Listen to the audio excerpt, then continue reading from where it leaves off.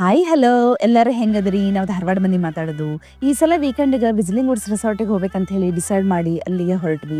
ಅಲ್ಲಿ ಒಳಗೆ ಹೋದ ತಕ್ಷಣ ಅಲ್ಲಿ ಇಂಟೀರಿಯರ್ ಮತ್ತು ಆಂಬಿಯನ್ಸ್ ನೋಡಿ ನನಗಂತೂ ಭಾಳ ಅಂದ್ರೆ ಭಾಳ ಖುಷಿ ಆತು. ಇಲ್ಲಿ ಪ್ರತಿಯೊಂದು ಕಾರ್ನರು ಕೂಡ ಅಷ್ಟೊಂದು ಯುನೀಕ್ ಆಗಿ ಮತ್ತು ಸುಂದರವಾಗಿ ಡೆಕೋರೇಟ್ ಮಾಡ್ಯಾರ. ಇಲ್ಲಿಯ ನೀಟ್ನೆಸ್ ಆಗಿರ್ಬೋದು ಮತ್ತು ಸ್ಟಾಫ್ ನಮ್ಮನ್ನು ಟ್ರೀಟ್ ಮಾಡುವಂತಹ ರೀತಿ ಆಗಿರ್ಬೋದು ಎಲ್ಲ ನೋಡಿ ನನಗಂತೂ ಭಾಳ ಅಂದ್ರೆ ಭಾಳ ಇಷ್ಟ ಆತು. ಇಲ್ಲಿ ದಾಂಡೇಲಿ ಮತ್ತು ಅದರ ಸುತ್ತಮುತ್ತಲು ನಿಯರ್ಲಿ 300+ ಹೋಮ್ ಸ್ಟೇ ಮತ್ತು ರೆಸಾರ್ಟ್ ಎಲ್ಲ ಅದಾವು. ಅದರಲ್ಲಿ ವಿಸಿಲಿಂಗ್ ವುಡ್ಸ್ ಟಾಪ್ ಮೋಸ್ಟ್ ಅಂತ ಹೇಳ್ಬೋದು. ಯಾಕಂದ್ರೆ ಇಲ್ಲಿ ಸಿಗುವಂಥ ಲಕ್ಸುರಿ ಆಯ್ತು, ಸರ್ವಿಸ್ ಆಯ್ತು ಮತ್ತು ಅಡ್ವೆಂಚರಸ್ ಆ್ಯಕ್ಟಿವಿಟೀಸ್ ಆಯ್ತು ಬೇರೆಲ್ಲೂ ಕಂಪೇರ್ ಮಾಡೋಕ್ಕೆ ಸಾಧ್ಯನೇ ಇಲ್ಲ. ಆಲ್ರೆಡಿ ಲಂಚ್ ಟೈಮ್ ಆಗಿದ್ದರಿಂದ ನಾವು ಡೈನಿಂಗ್ ಹಾಲಿಗೆ ಹೋದ್ವಿ. ಅಲ್ಲಿ variety of veg non veg snacks ಮತ್ತು ಡಿಶಸ್ ಎಲ್ಲ ಇದ್ವು.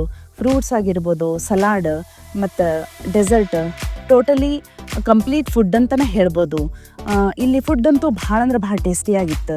ಇದೇ ಫುಡ್ಡೆಲ್ಲ ಎಂಜಾಯ್ ಮಾಡಿಕೊಂಡು ಹೊರಗೆ ಬಂದು ಅಲ್ಲಿ ಒಂದು ಕೆಫೆ ಐತಿ, ಅಲ್ಲಿ ನೀವು ಏನಾದರೂ ಆರ್ಡ್ರ್ ಮಾಡಿನೂ ಕೂಡ ತೊಗೋಬೋದು. ಹಾಗೆ ಊಟ ಆದಮೇಲೆ ಮಧ್ಯಾಹ್ನ ಸ್ಪಾಗೊಂದು ವಿಸಿಟ್ ಕೊಡೋಣ ಅಂತ ಹೇಳಿ ಒಳಗೆ ಹೋದೆ. ಅಲ್ಲಿ ಒಳಗೆ ಹೋದ ತಕ್ಷಣ ನನಗೆ ಅನಿಸಿದ್ದೇನಪ್ಪ ಅಂತ ಹೇಳಂದ್ರೆ ಬ್ಯಾಂಕಾಕ್ನಲ್ಲಿರೋ ಯಾವುದೇ ಒಂದು ಸೊಫಿಸ್ಟಿಕೇಟೆಡ್ ಸ್ಪಾಗೂ ಇದೇನು ಕಡಿಮೆ ಇಲ್ಲ ಅಂತ ಅನಿಸ್ಬಿಡ್ತು. ಇಲ್ಲಿ ಭಾಳ ಅಂದ್ರೆ ಭಾಳ ಹೈಜೀನ್ ಮೇಂಟೈನ್ ಮಾಡ್ಯಾರ. ಸರ್ವಿಸು ಕೂಡ ಅಷ್ಟು ಚೆನ್ನಾಗೈತಿ. ಪರ್ಫೆಕ್ಷನ್ ಅಂತೂ ನೆಕ್ಸ್ಟ್ ಲೆವೆಲ್ ಐತಿ. ಇಲ್ಲಿರೋ ಸ್ವಿಮ್ಮಿಂಗ್ ಪೂಲ್ ಕೂಡ ಅಷ್ಟೇ ಹೈಜೀನ್ ಮತ್ತು ಕ್ಲೀನ್ ಮೇಂಟೈನ್ ಮಾಡ್ಯಾರ. ಅದನ್ನು ಮುಗಿಸ್ಕೊಂಡು ನೆಕ್ಸ್ಟ್ ನಾವು ಕೆನೋಪಿ ವಾಕ್ ಕಡೆ ನಡೆದ್ವಿ. ಈ ಕೆನೋಪಿ ವಾಕದ ಅನುಭವ ಅಂತೂ ಬಾಯಲ್ಲಿ ಹೇಳಕ್ಕೆ ಸಾಧ್ಯ ಇಲ್ಲ. ಇದನ್ನು ಎಕ್ಸ್ಪೀರಿಯೆನ್ಸ್ ಮಾಡೇ ನೋಡ್ಬೇಕು. ನನಗಂತೂ ಏನೋ ಒಂಥರ ಸ್ಪೆಷಲ್ ಫೀಲಿಂಗ್ ಅಂತ ಹೇಳಿ ಅನ್ನಿಸ್ತು. ಇದು ಕರ್ನಾಟಕದ ಲಾಂಗೆಸ್ಟ್ ಕೆನೋಪಿ ವಾಕ್ ಅಂತ ಹೇಳ್ಬೋದು. ವಿಸಿಲಿಂಗ್ ವುಡ್ಸದ ಮೇನ್ ಪ್ಲಸ್ ಪಾಯಿಂಟ್ ಏನಪ್ಪ ಅಂತ ಹೇಳಿದ್ರೆ ಇದು ಕಾಳಿ ನದಿಯ ದಂಡೆ ಮೇಲೆ ಐತಿ. ಹಾಗಾಗಿ ಇಲ್ಲಿ ವ್ಯೂಸ್ ಒಂದಕ್ಕಿಂತ ಒಂದು ಚಂದ ಅದಾವು. ಇಲ್ಲಿ ಮ್ಯಾಲೆ ನಿಂತು ನೋಡಿದಾಗಂತೂ ನಿಜವಾಗಿ ನಾವು ಸ್ವರ್ಗದಲ್ಲಿದ್ದೇವೇನೋ ಅಂತ ಹೇಳಿ ಅನುಭವ ಆಯ್ತು. ಲಾಸ್ಟಿಗೆ ಬೋಟಿಂಗಿಗೆ ಹೋದ್ವಿ. ಸಣ್ಣಗೆ ಮಳೆ ಸ್ಟಾರ್ಟ್ ಆಗಿತ್ತು.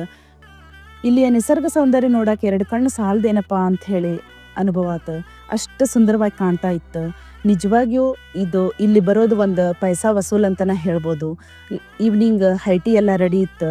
ಹಂಗೆ ಒಂದು ಟೀ ಕುಡ್ಕೊಂಡು ನಮ್ಮನೆ ಕಡೆ ನಡೆದ್ವಿ.